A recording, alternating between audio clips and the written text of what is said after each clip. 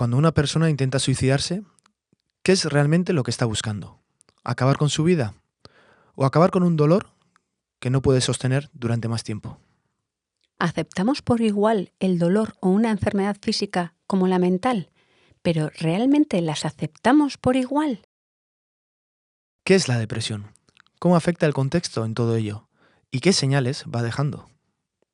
Y muchas veces decimos tenerlo todo. ¿Pero qué es tenerlo todo? ¿Qué es sentirte vacío por dentro? La invitada de hoy estuvo a punto de perderlo todo. Estas son las voces del silencio. Las voces del silencio. Podcast sobre la salud mental de los adolescentes. Con Maitane Ormazábal y Telmo Lazcano.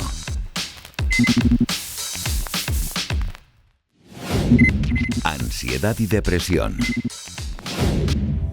Bienvenidos a un nuevo capítulo del podcast de Las Voces del Silencio. Hoy sobre todo vamos a hablar de eso, del silencio que ha habido hasta ahora en esta temática y le queremos poner voz, imagen, experiencia y sabiduría, y para eso tenemos con nosotros a Edurne Pasaban.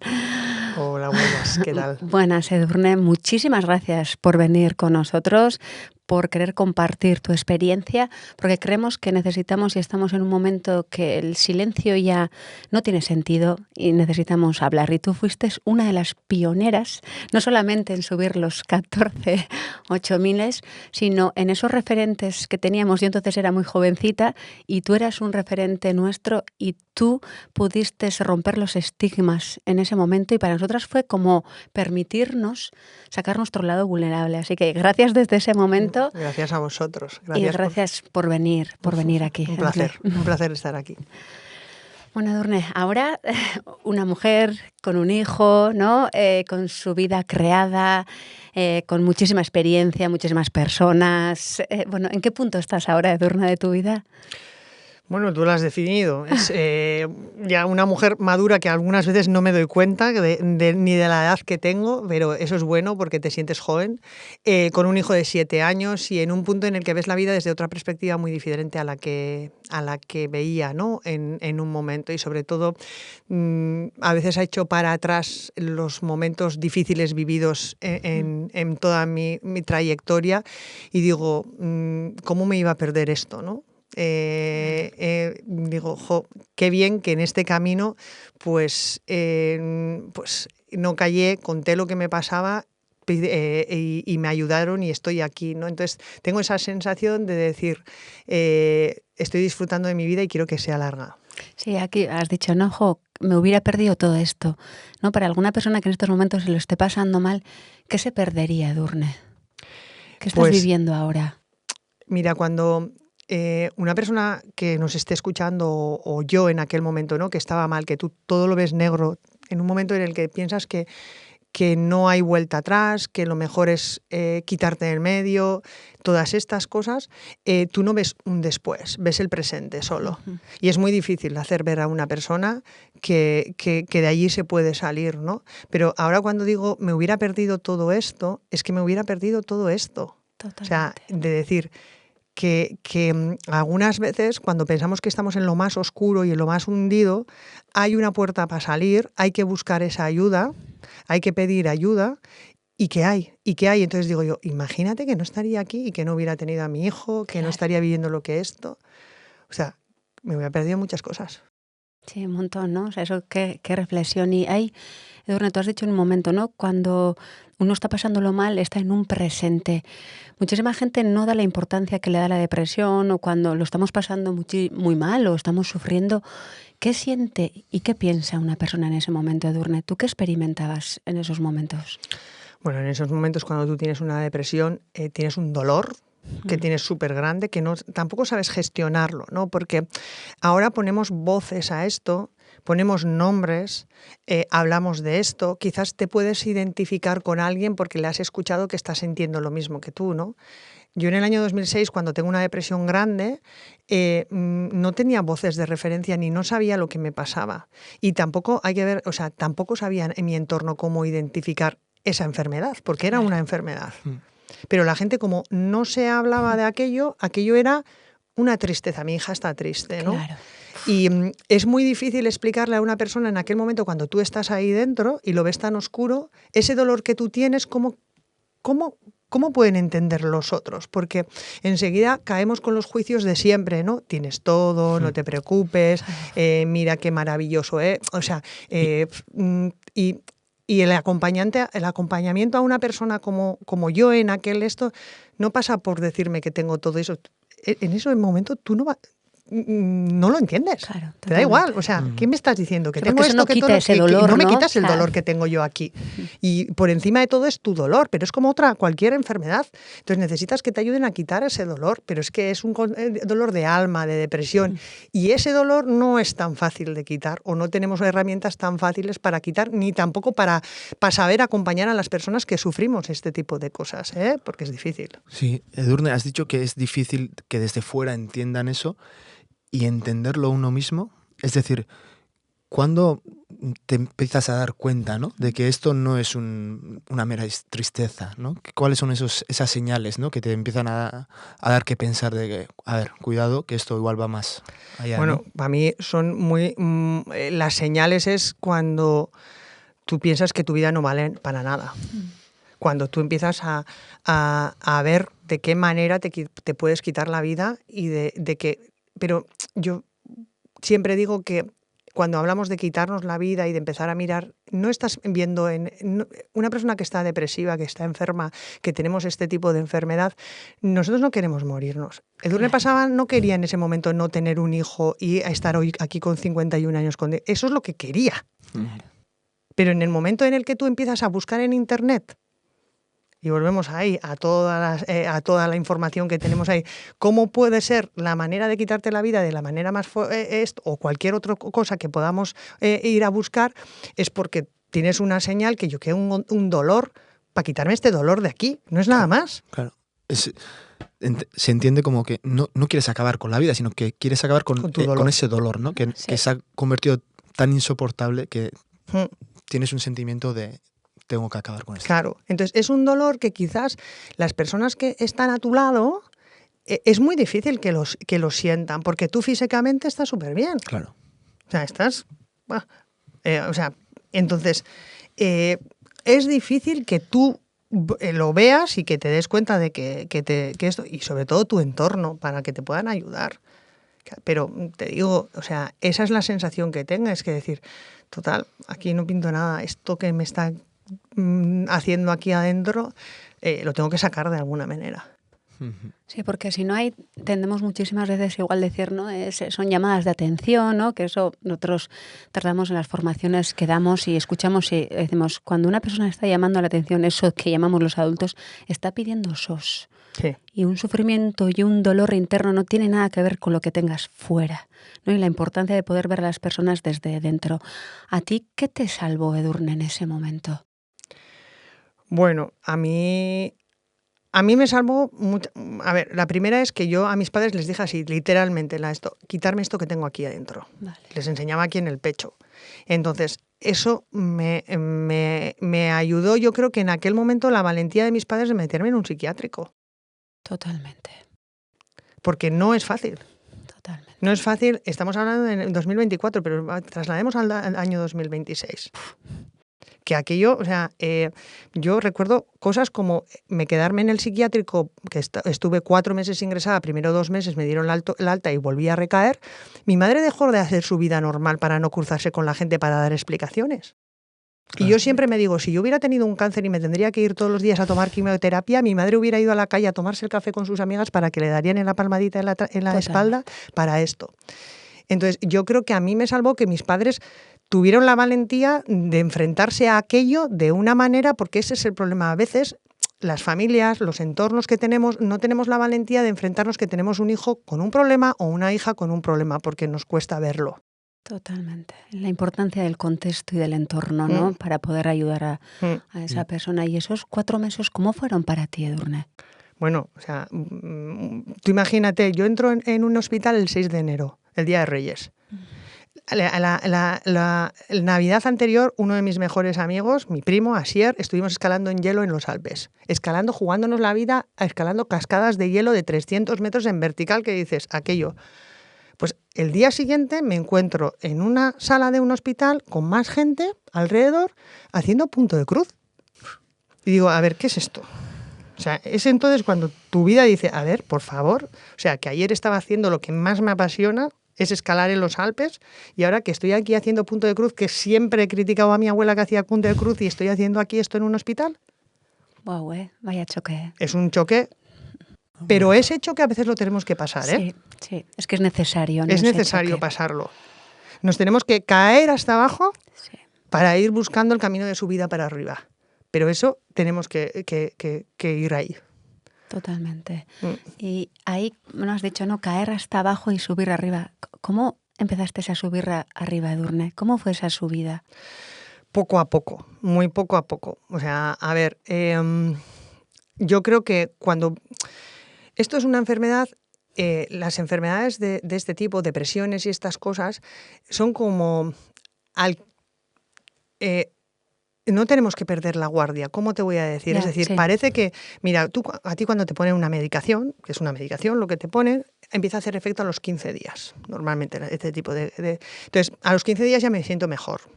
Y como no te has cortado aquí, como no tienes que hacer una recuperación del brazo porque se te ha roto, porque no sé qué, cuando ya empiezas a sentirme, nos relajamos.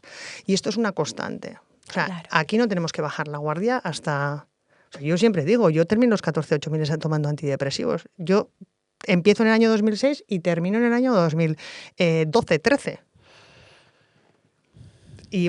Pero porque he sido, como todo en mi vida, he sido muy constante. Y cuando yo he visto que esto me ha ayudado, no me importa.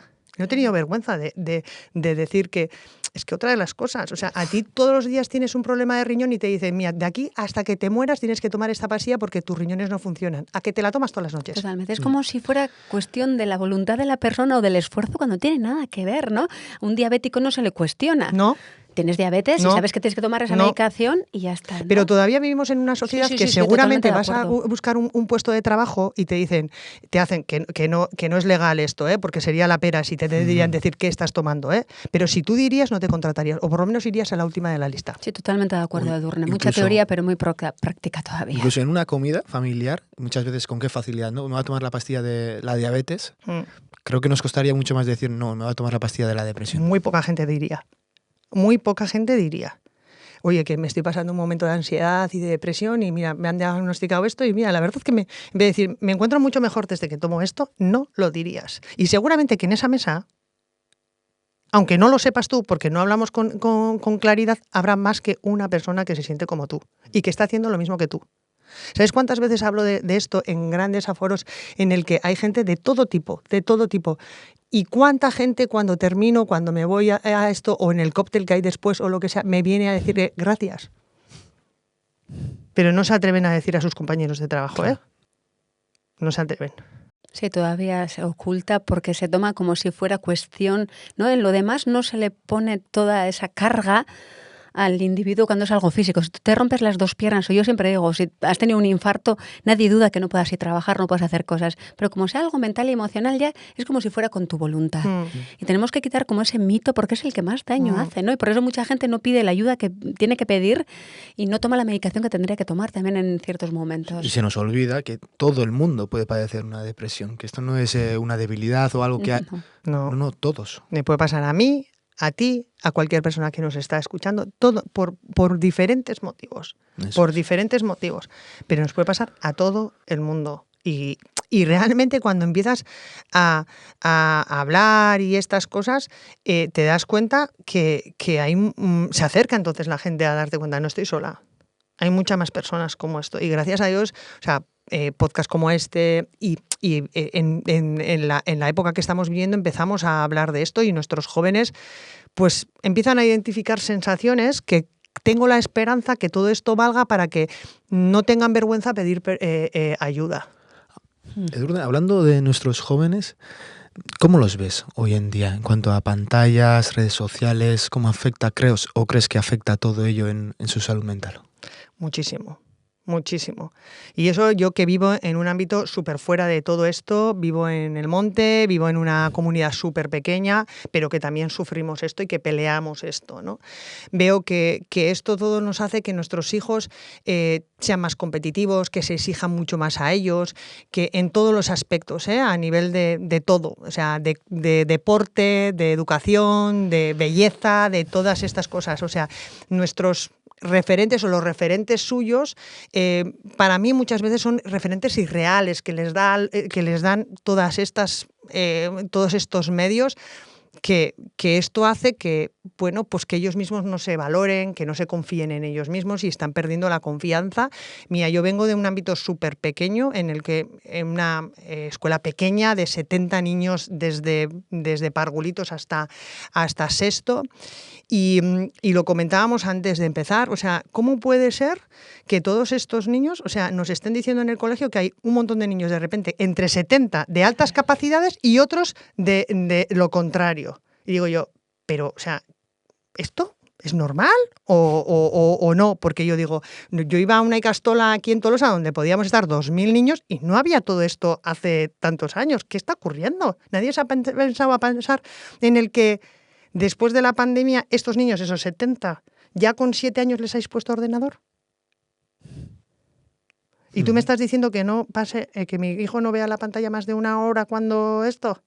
¿Y tú le estás dando todos los deberes de la escuela en un ordenador?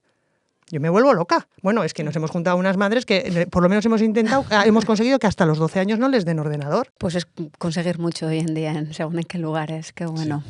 Sí. Sobre todo porque carece de respaldo pedagógico en muchos casos. Sí, y es que encima mi hijo se compara con otras cosas que no son reales. Claro. Yo quiero que se compare con el chaval que va a andar en bici y que se ha caído como él.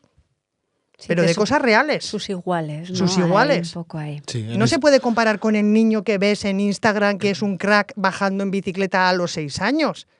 Esto hay uno en 1.000.000. Claro. Sí, yo creo que afecta directamente en su construcción de valores, autoestima e identidad, ¿no? En un momento muy sensible tienen unas influencias seguramente nada saludables, ¿no? Sí, el rango de ideal en la sociedad, si ya hemos sufrido todos en nuestra adolescencia o nuestra vida, ¿no? Las expectativas y el idealismo siempre ha estado alto, hoy en día está llegando a unos máximos que ya pues hace muchísimo daño. Edurne, en todo este proceso de tu vida, que ahora tú, ¿no?, das charlas a muchísima gente, donde vales de inspiración en ese aspecto, en todo este proceso, ¿qué has podido descubrir en ti? Qué pregunta más difícil. ¿Qué he podido descubrir en mí? Bueno, he podido descubrir en mí que he perdido un poco, la vergüenza a contar y la confianza en mí misma. Qué importante. O sea, y la confianza en uno, en el que a veces nosotros vivimos experiencias, cada uno de nosotros, cualquiera que nos estamos escuchando, que nos está escuchando, que creemos que no tienen valor de nada, ¿no? Y pues dejas de confiar en ti, ¿no? Y te das cuenta que no, que lo que cada uno hemos hecho, lo que has hecho tú, lo que nos está escuchando, cada uno tiene un valor. Y eso hace que, bueno, pues he aprendido que tenía perdida la confianza en mí misma y esto, pues quizás con los años creo un poco más o confío más en mí o me valoro más. Qué importante eso, porque eso nos ayuda a caminar, ¿no? Si no, es un cuesta arriba muy grande. Edurne, para ir terminando, que estaríamos aquí 4 horas escuchándote, ¿qué le dirías o qué le aconsejarías? Bueno, consejo la palabra no es que nos guste mucho, pero ¿qué le podrías decir a un joven de hoy en día que está sufriendo en estos momentos, ¿no?, en este mundo y no está encontrando pues ese lugar donde sostenerse? ¿Qué dosis de vitamina le podrías dar tú? Bueno. Es difícil esto, ¿no? Sí. Dar un consejo. Eso. Primero le diría que de aquí se puede salir y que hay un camino. Y que hay personas como yo y estas cosas que a los 51 años decimos que me iba a perder, que soy feliz. Entonces, que hay un camino. Lo segundo le diría que tiene que él tiene que ser el que escriba su propio libro de vida, el que él quiera y no el que los demás quieran o lo que quede bien para los demás. Es decir, tú eres tú. Y esto darnos cuenta, a los jóvenes darse cuenta cada uno, el valor que tiene cada uno, haciendo lo que sea. Esto que es un individuo y que no tiene que gustar a nadie. Una de las cosas que yo más me quité la gran mochila de peso que tenía es cuando me dijeron, mira, me diagnosticaron, tu gran problema es dependencia afectiva. Quieres gustar a todo el mundo. No sabes decir que no y quieres gustar a todo el mundo en todo el ámbito, desde un trabajo a un amigo, a un novio, a un amigo que le tienes que decir cualquier cosa. Cuando uno conoce eso, ve las cosas de diferente manera o se enfrenta de diferente manera. Entonces yo les diría a los jóvenes que sean ellos mismos, que encuentran su propio camino de vida y que nosotros, los padres, los educadores, somos los que le podemos indicar o aplanar el camino, pero el que tiene que hacer el camino y elegir el camino es él. Y que no tienen que gustar a todo el mundo, que sean ellos mismos. Yo les diría eso, porque hay mucha vida para recorrer. Totalmente, mucha. Y a los educadores acompañar, ¿no? En este proceso. Sí, que somos acompañantes de esta trayectoria que tienen que hacer y que no juzguemos. Que enseguida enclichamos a las personas y estas cosas. Cada caso, cada persona... Somos diferentes. Entonces, que estemos para acompañar, no juzgar y que nuestros jóvenes pues, tengan ese camino que los demás pues, hemos hecho, ¿no? O sea, es que realmente veo que hay un problema grande porque lo siento alrededor mía con chavales de 12, 14, 15 años y que los padres nos tranquilicemos. Que no espejemos lo que nosotros hubiéramos querido en nuestros hijos. Nuestros hijos no son nuestro espejo. Nuestros hijos tienen que criarse y hacerse ellos mismos, hombres o mujeres o lo que sean, ¿me entiendes? Pero que estemos tranquilos. Sí, qué bueno, Edurne. Mira, para acabar igual nos quedamos con esta fórmula que nosotros también lo mencionamos en el libro, que es altas expectativas, más querer que nuestros hijos, hijas sean o tengan lo que yo no he tenido, posibilidad de ansiedad y depresión. Bueno, ha sido un placer, Edurne, gracias. Gracias a vosotros por invitarme, la verdad. Por compartir todo esto y bueno, nos veremos en el siguiente episodio, Telmo. Así es. Las voces del silencio, muchísimas gracias por ayudarnos en todo ello, por dar voz a todo esto. Creo que ha sido un placer y que va a servir de mucha ayuda a muchísima gente. Esperemos que sí. Gracias, Carrecasco. Y bueno, nosotros nos vemos en el siguiente episodio. Acabas de escuchar Las voces del silencio, un podcast para el cuidado de la salud mental en la adolescencia. Dirigido por José Felipe Auzmendi. Guión y presentación, Maitane Ormazábal y Telmo Lazcano. Grabación de imágenes y edición, Xavier Larrañaga y Nerea Monzón. Grabación y montaje de sonido, Iñaki Beraeche y Kerman Rico. Grafismo y postproducción, Lander Rayón y Sara Juaristi. Puedes ver y escuchar Las voces del silencio en EITV Media. También en el canal de YouTube de EITV y en tu plataforma favorita.